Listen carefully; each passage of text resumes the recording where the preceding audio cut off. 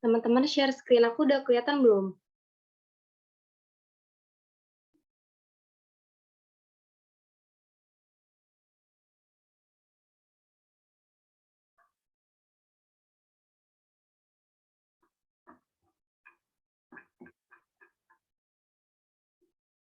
Nah, halo teman-teman, gimana nih kabarnya malam ini habis pulang tarawih, masih semangat kan buat belajar, SNBT-nya?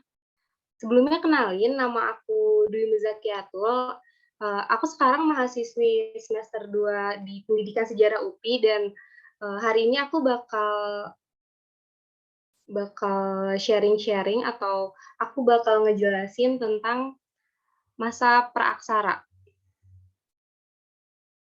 Nah, ini udah kelihatan kan teman-teman? Nah, hari ini kita mau bahas masa praaksara, ada 3 pembahasan pokok yang bakal kita bahas hari ini. Yang pertama ada pembabakan zaman praaksara berdasarkan geologi, pembabakan zaman praaksara berdasarkan arkeologi, dan manusia purba yang ada di Indonesia. Nah, sebelum kita masuk ke materinya, teman-teman udah ada yang tahu atau udah ada yang pernah belajar belum soal pembabakan zaman praaksara berdasarkan geologi atau pembabakan zaman praaksara berdasarkan arkeologi?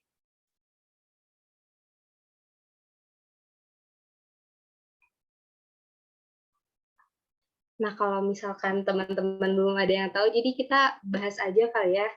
Nah, teman-teman, pembabakan zaman praaksara, aduh.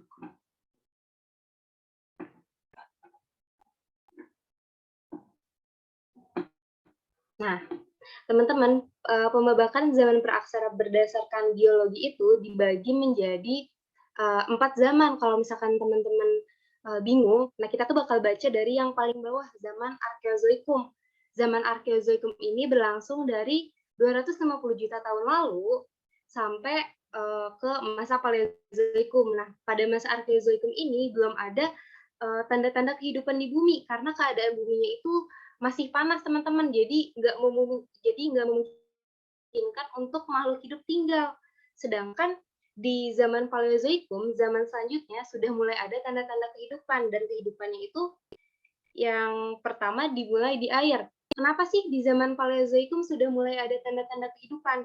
Karena di zaman Paleozoikum ini sudah ada organisme bersel satu yang menghasilkan oksigen, sehingga di masa Paleozoikum ini udaranya sudah tidak sepanas di masa sebelumnya. Terus yang selanjutnya ada zaman Mesozoikum. Zaman Mesozoikum ini, di zaman ini di permukaan dunia tuh udah stabil dan udah mulai banyak tuh bermunculan reptil atau reptil besar seperti dinosaurus. Tapi seperti yang kita tahu di akhir masa Mesozoikum ini terjadi kepunahan pada reptil-reptil besar seperti dinosaurus.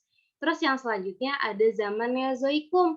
Nah, setelah kepunahan dinosaurus di akhir masa Mesozoikum, di zaman Neozoikum ini, dinosaurus tuh udah mulai digantikan oleh mamalia dan burung, walaupun sebenarnya di masa Mesozoikum juga udah ada burung, tapi tidak semasif di zaman Neozoikum. Nah, yang selanjutnya, ini mungkin bakal dijelasin lebih rinci lagi ya. Tadi itu kan kayak cuma pembukaannya aja.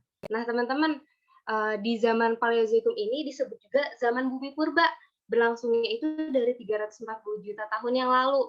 Nah, seperti yang udah dijelasin tadi, di zaman ini tuh muncul organisme bersel satu yang menghasilkan oksigen sehingga bumi itu udah nggak sepanas sebelumnya dan udah bisa atau udah layak untuk ditinggali. Terus kehidupannya itu yang pertama kali muncul tuh di air seperti kerang atau ubur-ubur. Nah, di zaman Paleozoikum ini dibagi lagi nih teman-teman jadi 5 periode.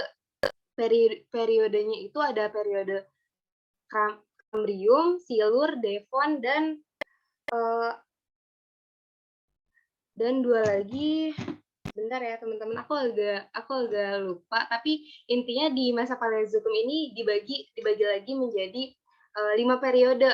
Terus selanjutnya di zaman Mesozoikum. Nah, zaman Mesozoikum ini disebut zaman reptil atau zaman dinosaurus karena seperti yang udah dijelasin tadi, di zaman ini tuh banyak banget reptil dan dinosaurus. Nah, zaman ini berlangsung sekitar 140 juta tahun yang lalu dan spesies burung itu sudah mulai muncul.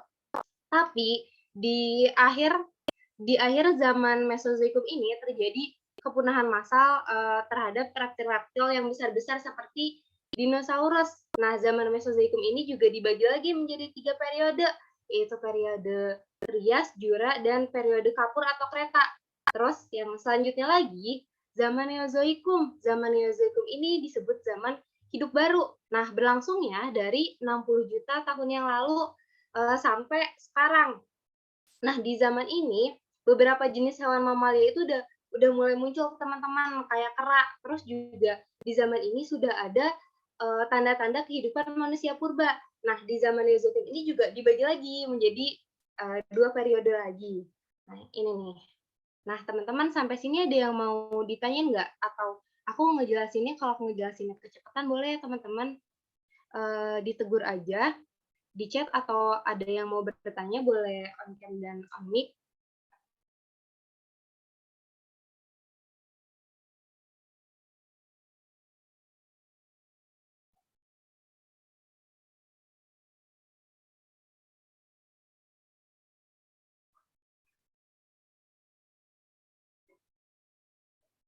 Oke, kalau misalnya bisa dipahami, mungkin lanjut lagi ya teman-teman ke periode di zaman Neozoikum. Di zaman Neozoikum ini dibagi menjadi 2 periode besar, yaitu periode tersier dan periode kuarter. Di periode tersier ini terjadi sekitar 60 juta tahun yang lalu. Nah, di masa ini tuh benua mulai aktif memisah dan menyatu hingga memunculkan kepulauan dan lautan. Terus juga mamalia itu munculnya di periode tersier lebih dulu dibandingkan munculnya manusia purba. Karena manusia purba itu munculnya baru di periode kuarter. Periode kuarter sendiri terjadi sekitar 3 juta tahun lalu hingga sekarang. Nah, manusia purba itu munculnya di periode kuarter, teman-teman. Nah, periode kuarter juga dibagi lagi menjadi 2 kala. Ada kala Holosen dan kala Pleistosen. Ini sebenarnya kebalik ya, teman-teman. Harusnya kala kala Pleistosen dulu, baru kala Holosen.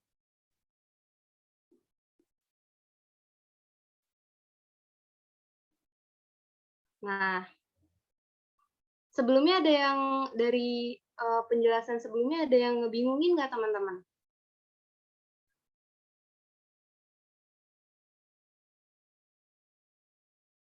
Kalau ada yang ngebingungin boleh ya langsung ditanyain aja di kolom chat. Terus yang selanjutnya ada kala Pleistosen dan kala Holosen. Kala Pleistosen ini berlangsung dari 2588 hingga 11.700 tahun yang lalu. Nah, di periode Pleistosen ini, manusia purba itu baru muncul. Dan pada masa ini, bumi itu mengalami masa es atau masa glasial yang diiringi masa antarglasial. Nah, kenapa sih bumi bisa mengalami masa es atau masa glasial? Karena waktu itu iklim bumi itu masih nggak stabil, teman-teman. Jadi bumi itu beberapa kali mengalami masa es atau masa glasial yang diiringi masa antarglasial. Di mana di masa antarglasial itu es-esnya itu mencair, tapi nanti saat masuk masa glasial, gletser dan esnya itu akan kembali menjadi es lagi. Nah, kalau misalkan teman-teman ada yang bertanya-tanya nih, kalau misalkan sebagian bumi mengalami masa glasial, yang tidak mengalami masa glasial terus mengalami masa apa dong? Nah, ada yang disebut masa pluvial atau masa hujan. Nah, itu tuh biasanya terjadi di daerah-daerah tropis yang nggak kena sebaran gletser di masa glasial ini, teman-teman.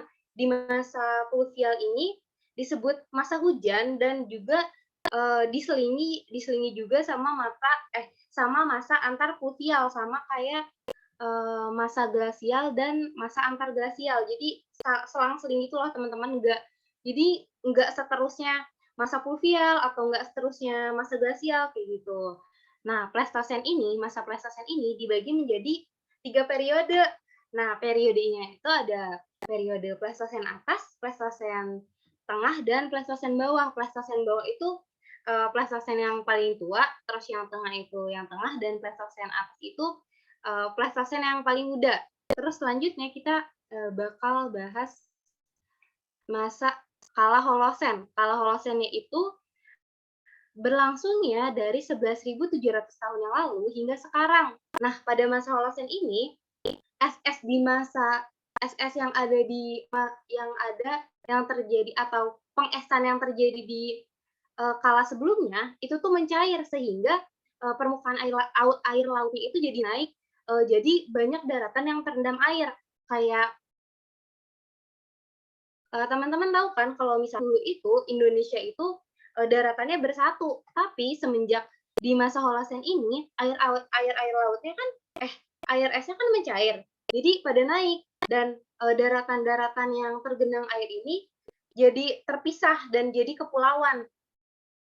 Sampai sini teman-teman ada yang mau ditanyain nggak? Atau ada yang masih bingung?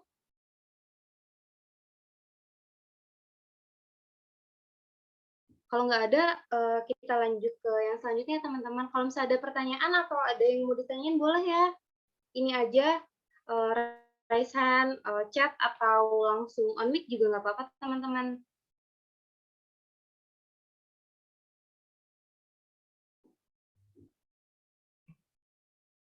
Nah, selanjutnya tadi kan kita udah bahas pembebakan zaman praaksara berdasarkan geologi. Sekarang kita pembebakan zaman praaksara berdasarkan arkeologi. Kalau misalkan berdasarkan geologi itu kan tadi kita lihat dari ini kan, geologi itu identik sama struktur tanah atau struktur batuan. Sekarang di pembebakan zaman berdasarkan arkeologi, di mana kita bakal lebih banyak ngebahas tentang temuan-temuannya.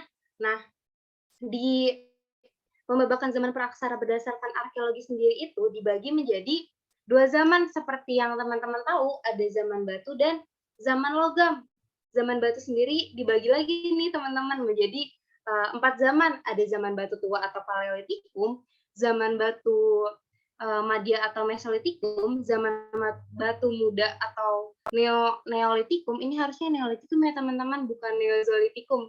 Terus yang selanjutnya ada zaman batu besar atau megalitikum. Ini tuh sebenarnya mirip-mirip ya teman-teman, namanya kayak pembebakan zaman praaksara di berdasarkan geologi. Kalau berdasarkan geologi kan tadi ada Paleozoikum, Mesozoikum, Neozoikum, dan nggak ada Megazoikum.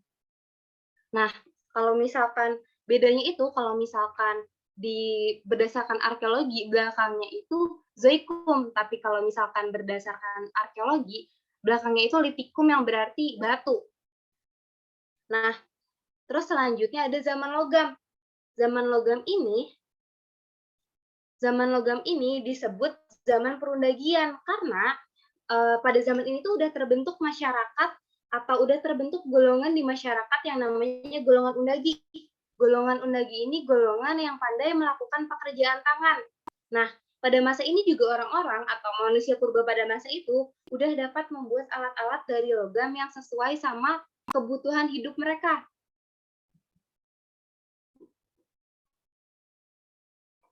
Selanjutnya, kita bakal bahas satu-satu zaman batu nih. Zaman batu tua atau paleolitikum. Zaman batu tua atau paleolitikum ini biasa disebut juga masa berburu dan meramu sederhana. Nah, kenapa sih sederhana? Karena waktu itu kan manusia juga baru muncul kan. Jadi mereka tuh perlu beradaptasi sama lingkungan sekitar mereka. Dan makanya pola hidupnya itu masih berpindah-pindah karena mereka belum tahu cara mengolah alam. Jadi mereka cuma bisa memanfaatkan, dan kalau misalkan sumber daya itu sudah habis, mereka akan berpindah untuk mencari sumber daya alam baru. Makanya pola hidupnya masih berpindah-pindah atau nomaden. Tapi walaupun begitu, manusia pada zaman batu tua ini sudah hidup dalam kelompok-kelompok kecil dan juga sudah dikenal pembagian tugas sederhana. Terus juga selanjutnya di zaman batu madya, nah masyarakat pada zaman ini udah masuk ke tahap lanjutan atau food gathering tingkat lanjut, mengumpulkan makanan tingkat lanjut. Di masa ini, masyarakatnya itu udah hidup semi menetap di gua-gua di tepi pantai atau di dekat sumber air, karena walaupun mereka udah menetap, mereka tuh masih tetap sangat bergantung sama alam. Jadi mereka masih memanfaatkan alam mereka, tapi nggak sesederhana sebelumnya yang kayak kalau misalkan udah habis pindah. Kalau misalkan di sini mereka udah tahu cara mengumpulkan makanan, jadi mereka udah bisa hidup secara semi menetap, dan di masa ini juga udah mulai dikenal kepercayaan dan kesenian seperti lukisan. Itu tuh bisa dibuktikan dengan ditemukannya lukisan-lukisan seperti, cap tangan di dinding-dinding gua yang biasa manusia-manusia purba ini tinggalin gitu ya, teman-teman. Sampai sini teman-teman ada yang mau ditanyain nggak? Atau, bingung atau aku ngejelasinnya kecepatan? Kalau mau ada yang ditanyain boleh ya teman-teman, ditanyain aja. Atau ada yang bingung sampai sini?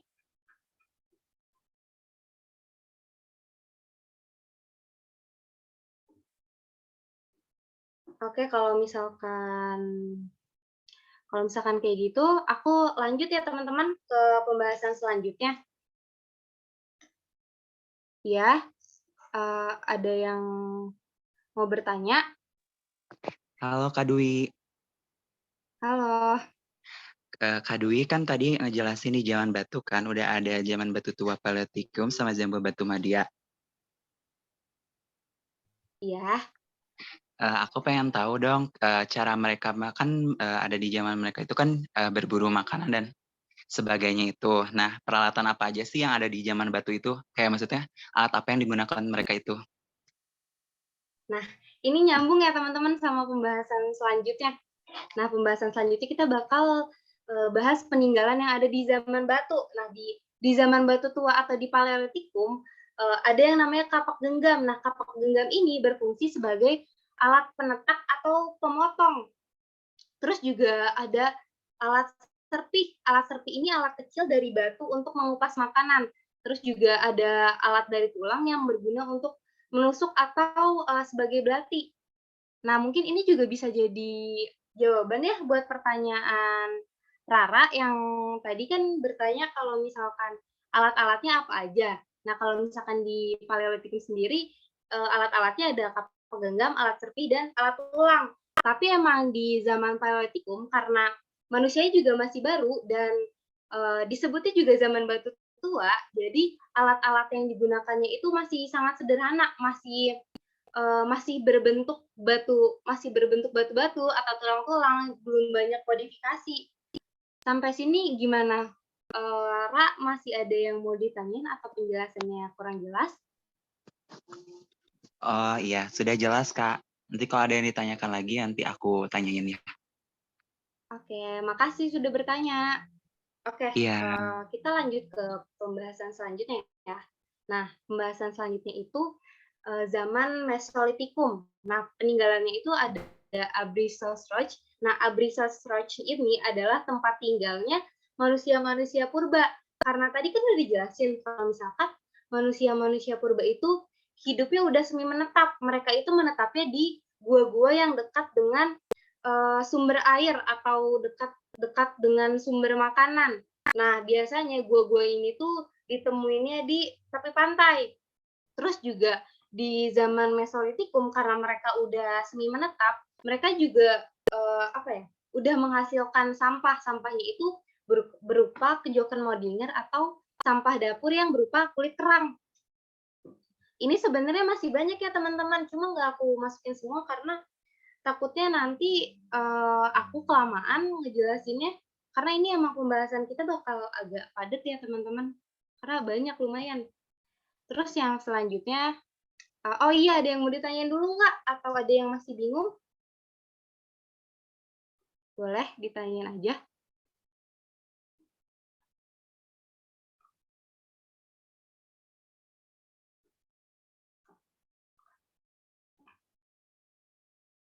Kalau nggak ada, aku lanjut ke pembahasan selanjutnya teman-teman. Nah, pembahasan selanjutnya itu ada zaman batu muda dan zaman batu besar. Zaman batu muda itu disebutnya Neolitikum. Nah, di zaman Neolitikum ini, masyarakatnya udah sepenuhnya menetap. Karena mereka itu udah tahu caranya bercocok tanam dan menjinakkan hewan. Jadi, mereka tuh nggak perlu tuh berpindah-pindah terus-terusan untuk mencari bahan makanan yang baru. Karena mereka udah tahu cara mengolah tanah di sekitar mereka itu gimana. Terus juga pada zaman batu muda atau Neolitikum ini, masyarakatnya tuh udah hidup lebih teratur dan juga terorganisir kayak membentuk sebuah kelompok yang lebih besar kayak perkampungan gitu. Kalau sebelumnya kan di zaman Paleolitikum mereka juga sudah berkelompok, tapi hanya berkelompok kecil yang, mungkin cuma satu keluarga. Tapi kalau misalkan di zaman Neolitikum ini, berkelompoknya sudah besar dan kayak membentuk perkampungan gitu, teman-teman. Nah, hasil peninggalannya pun sudah dibuat halus dan sempurna, nggak kayak zaman Paleolitikum yang masih kasar dan seadanya. Di zaman Neolitikum ini, alat-alatnya udah mulai halus karena diamplas gitu. Jadi mereka udah mulai berkembang di zaman Neolitikum. Selanjutnya di zaman batu besar atau megalitikum. Nah, di zaman megalitikum ini banyak banget peninggalan yang sesuai namanya teman-teman, batu besar. Jadi peninggalannya itu bangunan-bangunan dari batu yang bentuknya besar-besar. Nah, bangunan ini tuh dibangun berdasarkan pada kepercayaan, karena pada masa ini orang-orang tuh udah mulai percaya sama kekuatan-kekuatan gaib di luar kekuatan dalam diri mereka. Nah, mereka itu percaya banget sama pengaruh kuat dari orang-orang yang udah mati terhadap kesejahteraan masyarakat dan kesuburan tanaman, atau mereka itu udah percaya sama roh nenek moyang. Jadi mereka itu kebanyakan peninggalan di zaman megalitikum ini peninggalannya tuh berbentuk atau bersifat untuk pemujaan kepada nenek moyang, atau kita bisa sebut mereka tuh udah tahu kepercayaan yang namanya animisme atau kepercayaan kepada roh nenek moyang. Adapun peninggalan dari zaman Neolitikum dan zaman Megalitikum ini ada beberapa ya teman-teman.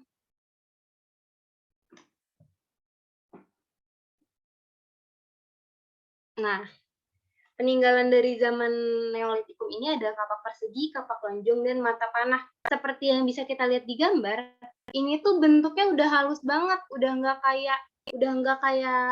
terlalu kayak batu di zaman Paleolitikum kan bentuknya masih batu banget kan. Kalau sekarang udah agak halus, udah berkembang lah intinya kayak gitu. Nah, kapak persegi ini bentuknya sama sesuai namanya ya teman-teman, persegi, bentuknya persegi panjang kayak cangkul. Nah, biasanya ini tuh dipakai karena tumpul kan teman-teman, jadi kurang bisa dipakai untuk berburu, jadi dipakai untuk mengolah tanah gitu.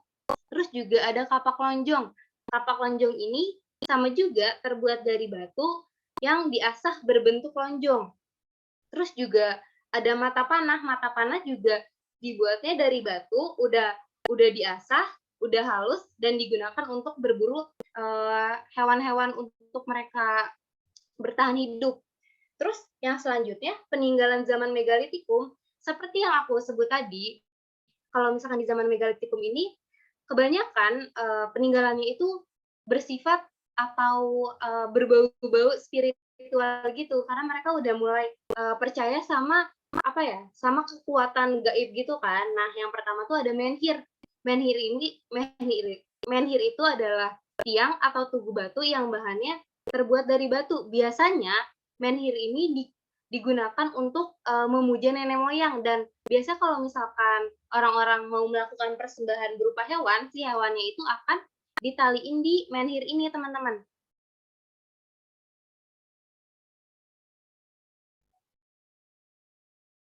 Bentar ya, teman-teman, aku ada oh, udah. Terus juga selanjutnya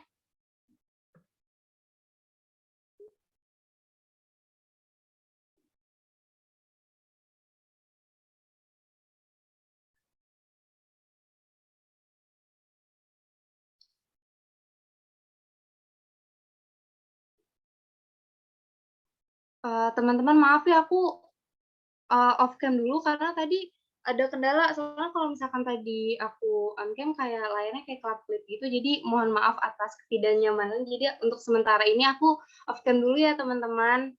Terus selanjutnya ada dolmen. Dolmen ini seperti yang kita lihat, bentuknya ini seperti meja kan. Nah, meja ini tuh digunakan untuk menyimpan sesajen atau persembahan untuk nenek moyang. Terus ada sarkofagus. Sarkofagus ini kayak kuber peti gitu, cuma kalau misalkan kuber peti yang di zaman megalitikum itu kan ada kuber peti yang bentuknya kotak kan. Kalau misalkan sarkofagus ini bentuknya lebih terkesan cekung dan mirip lesung. Nah, sampai sini teman-teman ada yang mau ditanyain dulu nggak sebelum lanjut ke pembahasan selanjutnya?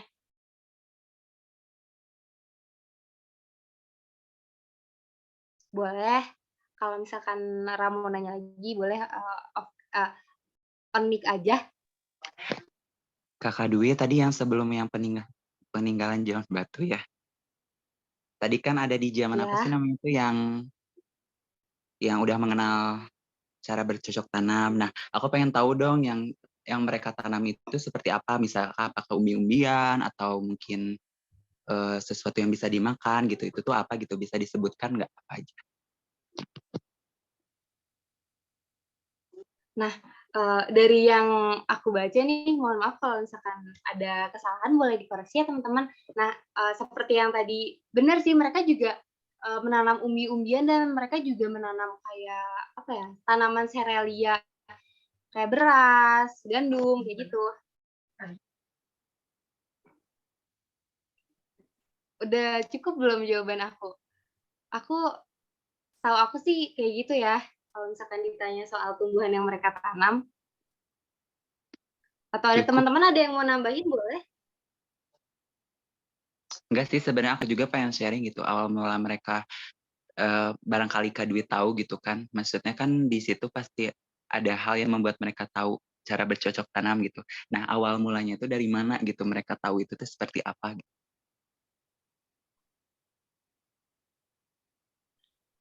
Halo Kak Dwi. Iya, oke. Kak Dwi tahu nggak sih, ya kan aku cuma nanya doang gitu, kayak aku tuh bertanya-tanya gitu sampai sekarang kan, apa namanya, mereka kan tahu nih cara bercocok tanam. Nah, awal mulanya itu berarti dari mana gitu mereka tahu cara bercocok tanam itu? Apakah misalkan mereka itu menemukan yang tadi yang disebutin Kak Dwi, umbi-umbian itu, terus tadi yang tanaman-tanaman serelia itu. Nah, itu tuh ada nggak sih penyebabnya, apa yang menyebabkan mereka tahu gitu? Oke, mungkin awalnya juga ini ya, kan manusia itu kan pasti bakal mengalami suatu perkembangan kan. Mereka itu nggak mungkin bakal stuck eee, di keadaan itu terus, apalagi dengan zamannya waktu itu bisa dibilang sulit gitu ya. Mereka juga pasti, mencari cara untuk, bertahan hidup. Kayak, apa ya, kayak contohnya aja waktu manusia itu mau mau menemukan api itu kan mereka juga ini kan, walaupun penemuan secara tidak sengaja, tapi itu juga berpengaruh apa ya, jadi, perkembangan perkembangan mereka itu juga berpengaruh sama, eee, kehidupan sosial mereka nanti gitu loh. Aku agak bingung sih jelasinnya.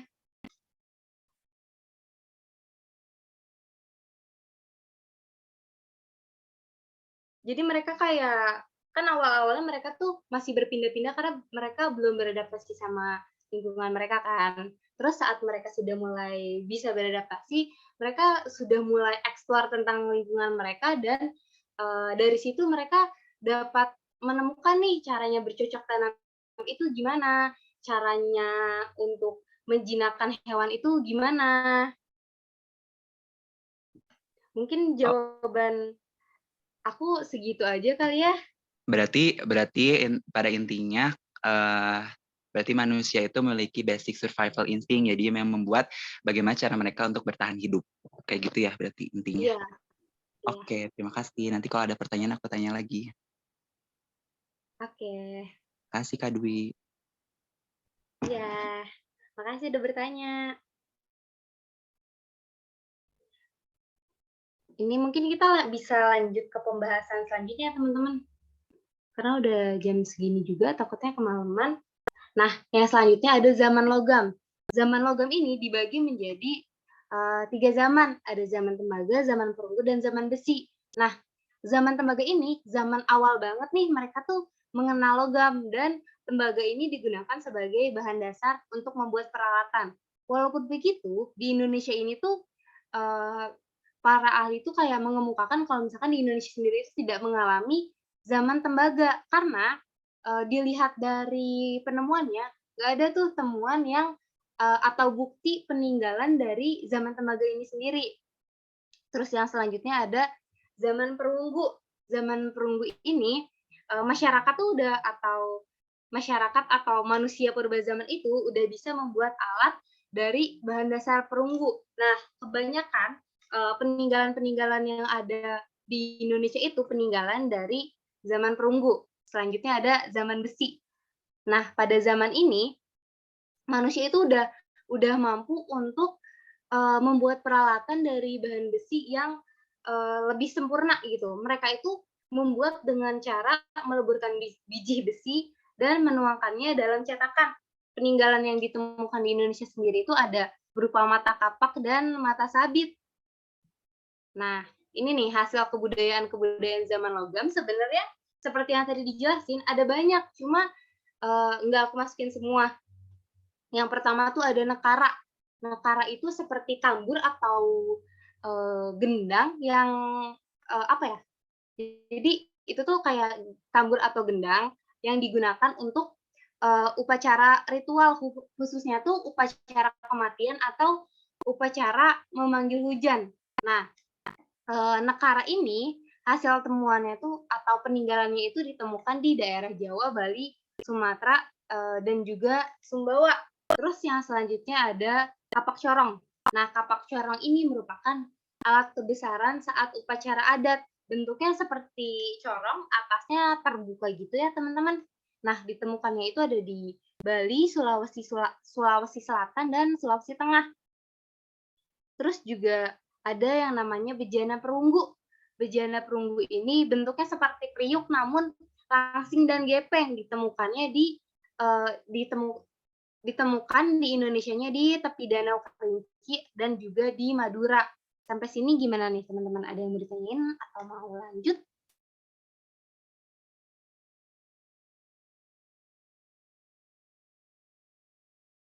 Kayaknya lanjut ya teman-teman karena belum ada yang raise hand juga.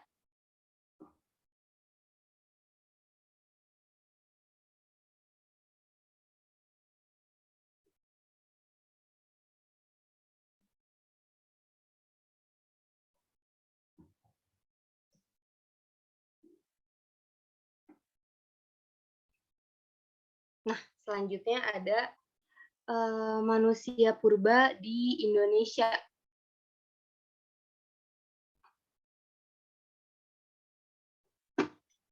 Manusia purba di Indonesia, teman-teman ada yang tahu nggak kira-kira ada apa aja nih manusia purba yang fosilnya ditemukan di Indonesia? Kalau nggak ada yang jawab, kita lanjut ya teman-teman.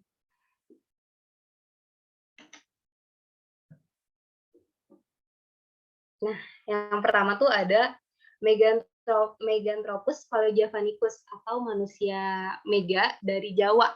Nah, Meganthropus paleojavanicus ini merupakan manusia purba yang paling primitif yang fosilnya ditemukan di Indonesia. Nah, Meganthropus paleojavanicus ini ditemukan fosilnya ditemukan oleh seorang peneliti bernama Van Koningswald pada tahun 1941 di Lembah Bengawan Solo.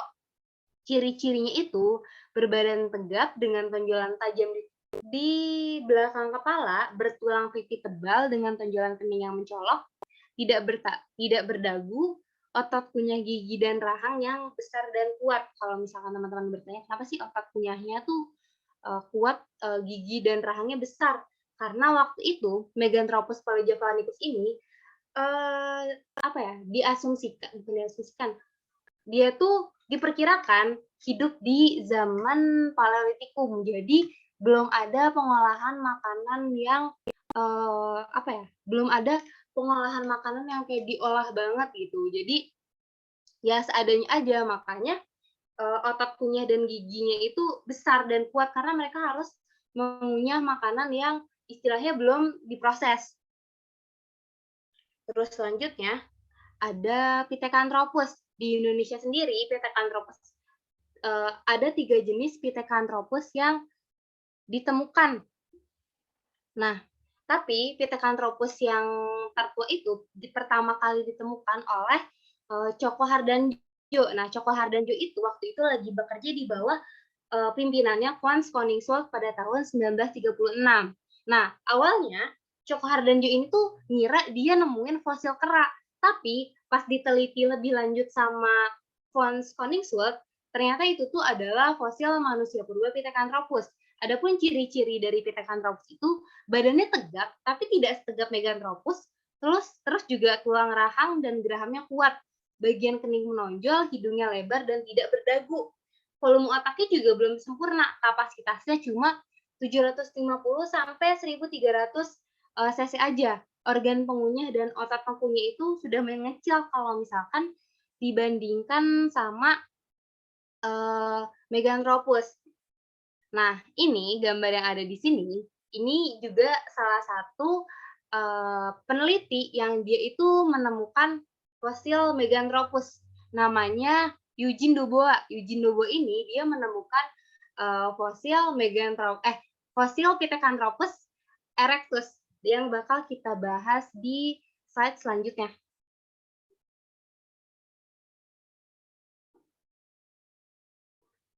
Nah, seperti yang udah aku bilang tadi, di Indonesia itu ditemukan 3 jenis Pithecanthropus. Yang pertama dan yang sebenarnya bukan penemuan pertama, tapi yang paling tua di antara yang lainnya itu adalah Pithecanthropus mojokertensis. Nah, Pithecanthropus mojokertensis itu ditemuin oleh Coko Hardanjo pada tahun 1936 di Kepuklagen, Mojokerto. Waktu itu seperti yang udah dijelasin di awal, dia itu waktu itu lagi bekerja di bawah pimpinannya Frans Koningswald.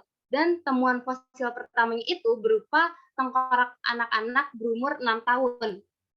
Terus selanjutnya ada Pithecanthropus erectus. Nah, Pithecanthropus erectus ini ditemukan oleh seorang peneliti bernama Eugene Dubois pada tahun 1891 di Trinil. Nah, fun fact aja ya teman-teman, Eugene ini sebelum dia meneliti di Trinil, Trinil itu kan di Jawa. Dia itu sebelumnya meneliti di Pulau Sumatera. Tapi di Pulau Sumatera itu dia tidak menghasilkan apa-apa. Dan pada saat ditemukan fosil manusia wajak pada tahun 1800 sekian, nah Eugene itu langsung memindahkan penelitian yang asalnya dari Sumatera ke Pulau Jawa, dan saat dia meneliti di Pulau Jawa, dia itu menemukan fosil dari Pithecanthropus erectus. Nah, fosil pertama yang ditemuin sama Eugene ini berupa fosil atap tengkorak. Kalau teman-teman ada yang bertanya-tanya, kenapa sih Pithecanthropus erectus dinamain Pithecanthropus erectus? Nah, ini tuh sebenarnya karena waktu pas tahun 1892, Eugene itu menemukan tulang paha kiri, dan setelah diteliti lebih lanjut, Eugene menyimpulkan kalau misalkan pemilik tulang paha kiri ini, ia itu seseorang yang bisa berjalan, yang berjalannya sudah tegak. Maka itu, dia itu menamakan temuannya Pithecanthropus erectus. Pithecanthropus erectus itu artinya manusia kera yang berjalan tegak.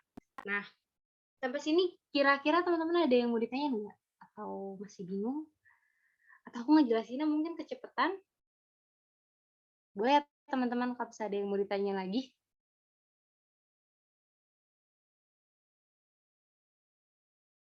Selanjutnya,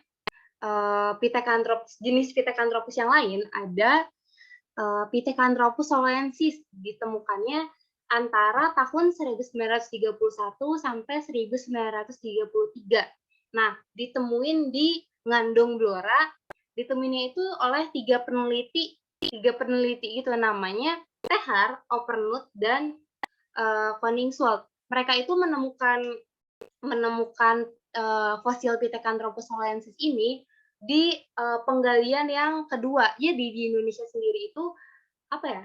Ada 3 periode penggalian, teman-teman. Periode pertama itu dari akhir abad 19, tahun 1800-an akhir, terus juga pertengahan itu 1930 sampai sebelum Indonesia merdeka. Nah, pada ekskavasi penggalian pertama dan penggalian kedua, kebanyakan fosil yang ditemukan itu disimpannya nggak di Indonesia, tapi di Belanda dan di Jerman, di Leiden dan di Frankfurt kalau nggak salah ya teman-teman. Enggak sih, kemarin aku baca kayak gitu. Terus juga pas Indonesia udah merdeka, baru deh fosil-fosil yang ditemuin di Indonesia disimpan di Indonesia sendiri. Nah, balik lagi ke Pithecanthropus soleensis, dia ini temuannya itu berupa tengkorak, tulang dahi, dan tulang kering. Sampai sini teman-teman ada yang bingung atau ada yang mau ditanyain? Kalau nggak ada, aku lanjut ya teman-teman.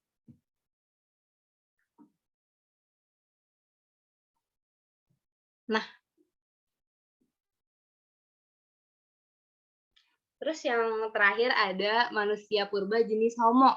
Manusia purba jenis Homo ini, orang-orang sih bilangnya ini tuh jadi cikal bakalnya manusia modern sekarang, teman-teman. Nah, manusia purba jenis Homo itu, secara umumnya tuh ada dua, ada Homo erectus atau manusia yang berjalan tegak, dan Homo sapiens, manusia yang cerdas.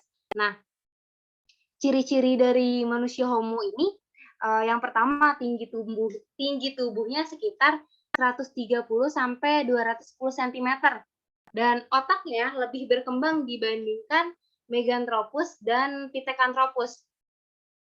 Karena manusia purba-jenis Homo juga kan dia akan jadi, kan banyak yang bilang manusia purba-jenis Homo mereka itu adalah nenek moyangnya manusia modern. Selanjutnya ciri-ciri manusia purba jenis Homo yang lain adalah otak, punya gigi dan rahangnya tuh sudah menyusut karena mereka itu diperkirakan hidupnya di zaman ketika manusia mulai menetap gitu. Jadi manusia udah tahu cara mengolah makanan gitu kan. Jadi makanan-makanan yang dikunyahnya tidak seberat yang dikunyah sama Meganthropus, makanya otak, punya gigi dan rahangnya tuh sudah menyusut. Terus juga tonjolan kening sudah berkurang dan juga sudah berdagu. Ciri-ciri lain dari manusia purba jenis Homo adalah ada di volume otaknya yang udah hampir mirip sama manusia modern sekarang, teman-teman. Nah, manusia purba jenis Homo sendiri di Indonesia ditemuin 3 jenis. Yang pertama Homo wajakensis, Homo soleensis, dan Homo florensis. Nah, Homo wajakensis ini ditemukannya pada tahun 1889 di campur daerah Tulung Agung, Jawa Timur. Ini tuh ditemukan oleh seorang peneliti bernama Van Rietschoten. Nah, yang pertama yang ditemukannya itu adalah tengkorak dan fragmen rahang bawah. Nah, fun fact lagi, fosil Homo wajakensis ini nih teman-teman yang tadi aku bilang yang bikin Eugene yang tadinya dia meneliti di Pulau Sumatera, dia langsung memindahkan penelitiannya ke Pulau Jawa karena di Pulau Jawa ditemukan fosil Homo wajakensis ini. Terus selanjutnya ada Homo soleensis. Homo soleensis sendiri ditemukan oleh seorang peneliti bernama Von Koningswald dan Weidenreich. Ditemukannya pada antara tahun 1931 dan 1934 di Lembah Bengawan Solo. Nah, temuannya itu berupa tengkorak. Terus yang selanjutnya juga ada Homo florensis. Nah, Homo florensis ini ditemukannya di Pulau Flores, seperti namanya, Florensis, di Nusa Tenggara. Nah, ditemukannya itu pada tahun 2004, yang ditemukan di Gua Liang Bua.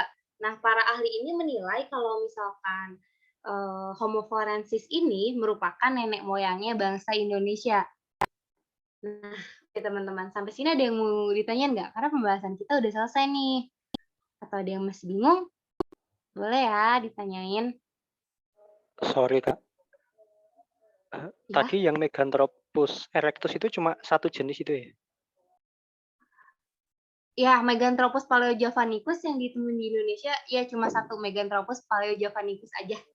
Oh, oke. Thank you, Kak. Iya, sama-sama.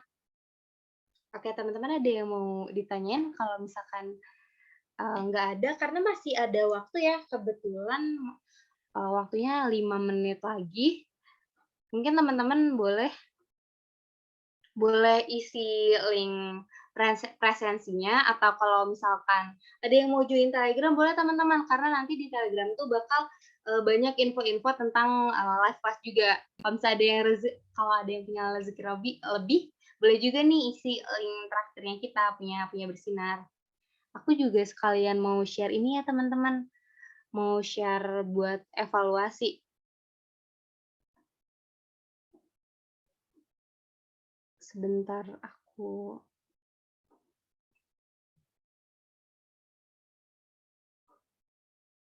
kayaknya stop. Teman-teman masih ada yang mau ini nggak, mau lihat PPT-nya dulu? Nanti aku bisa mundur kalau misalnya teman-teman ada yang lagi nyatet, atau ada yang belum kecatat, aku bisa mundur sebelum aku, berhentiin stop sharing-nya, karena aku mau nge-share link evaluasi ini.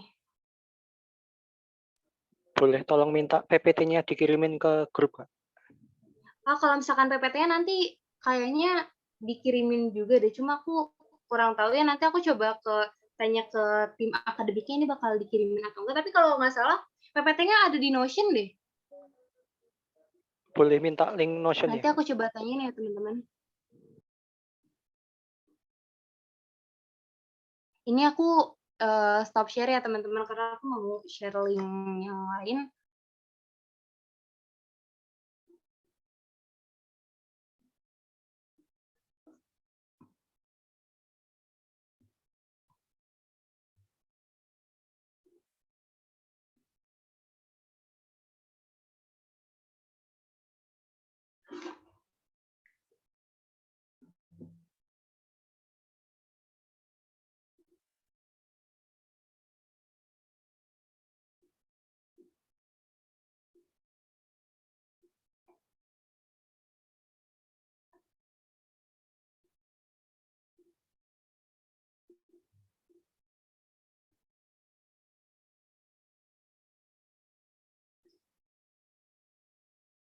Teman-teman buat link evaluasinya aku kirim di chat ya teman-teman.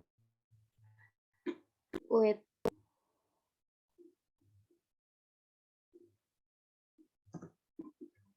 Boleh diisi ya teman-teman.